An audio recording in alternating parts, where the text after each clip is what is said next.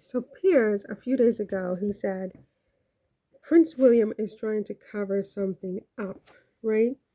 And then now he's saying that now that there's been a quote unquote sighting, don't giggle, and everyone in the British media has accepted it as a real sighting of Kate. And some people in the international media, including in the Sussex squad, shockingly enough, Murad Morelli says it looks like Kate to him, which is a big deal. He has like over 300,000 followers and he thinks it's Kate. So that could influence some of the Sussex squad to, back off and say, yeah, that's Kate. And Grace, I don't know her last name, but she does, her YouTube channel is called The Grace Report. She said straight up, it's Kate. In Canada, where we had the Canadian revolt just yesterday, one of the hosts, she said it's definitely Kate.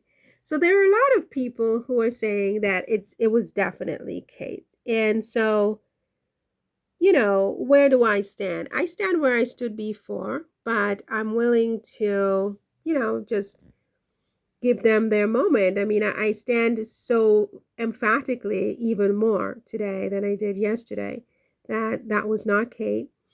And unless she has had extensive plastic surgery, that was not Kate, right? For me, that was not Kate.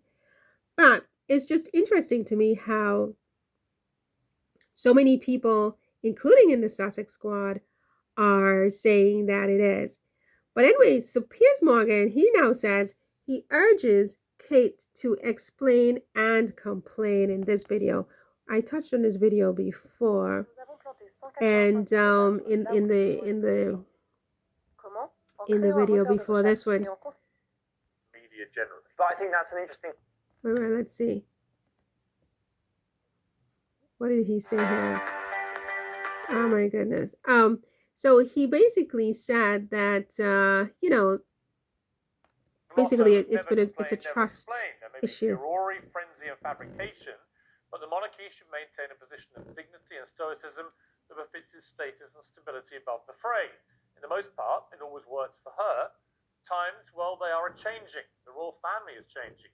The way people consume information about the royal family is changing. And through a series of unforced errors, the royals have completely lost control of a narrative they would dearly like to control.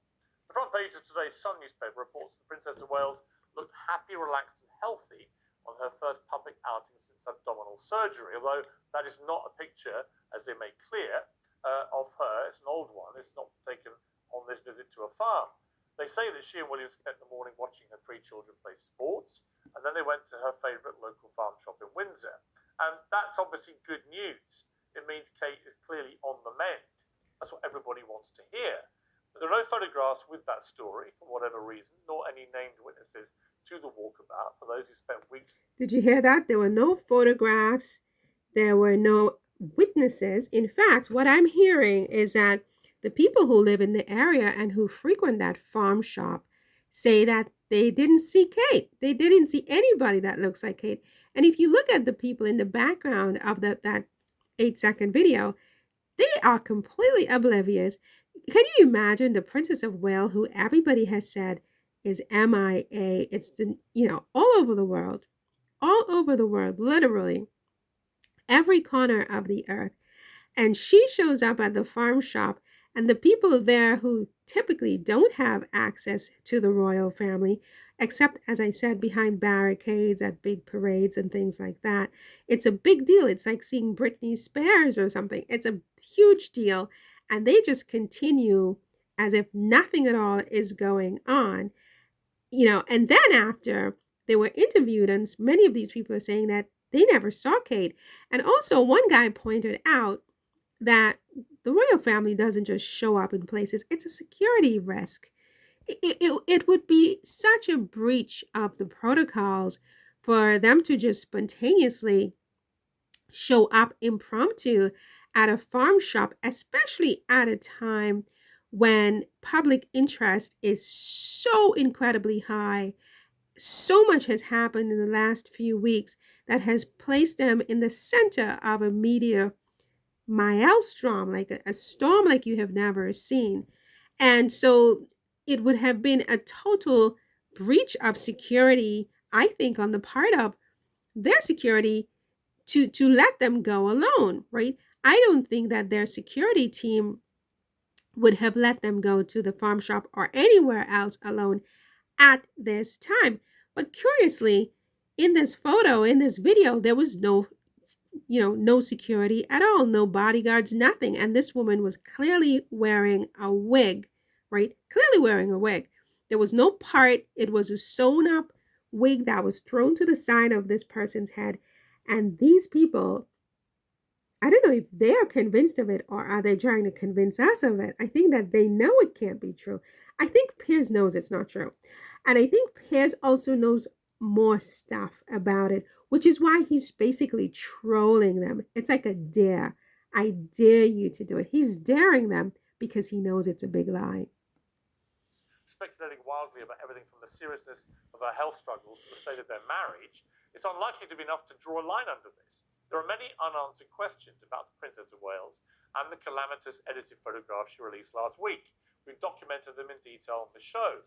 At a time of indisputable crisis, it feels a bit of explaining and, if necessary, complaining, maybe exactly what the Prince and Princess of Wales need to do. The public's reverence for the royals depends on integrity and on trust, and both of those things have taken a battering. Only William and Kate can really put this right. And amid the digital maelstrom that's rocked the royals' global reputation, of course, Meghan Markle has entered the conversation. Same day that Princess Diana's memory was being honoured, she launched a new luxury lifestyle. Okay, we can just shut you up right there. So, yeah, he's basically daring Kate and William to explain and complain. And I think against my better judgment, I agree with Piers 100% on this point.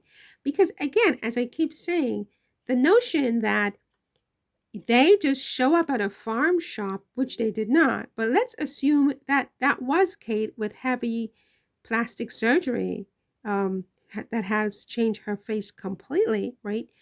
And her gait and the way she walks and everything else. And you have a situation where, again, the royal family in Buckingham Palace and Kensington Palace and the monarchy has been compared by respected international news agencies to North Korea and Iran, among other things. I mean, it just boggles my mind that they would think a blasé trip to the farm shop settles the matter and that they have no further explaining to do to their subjects.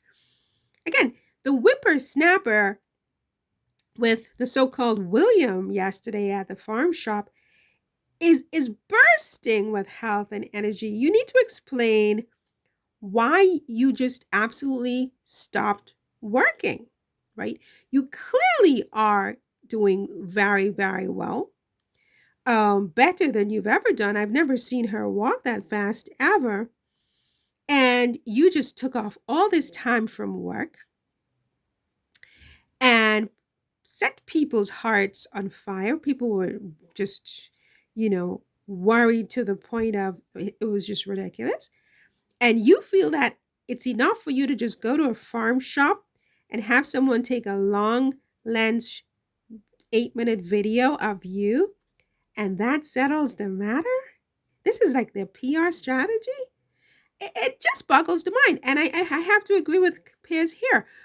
But I don't think Piers is doing this because he's principled and he's ethical. I think he's daring them. I think he wants to be the center of conversation. He wants to get views on his YouTube channel. He wants to succeed on YouTube and not be just like a failure after having, been, released from his situation with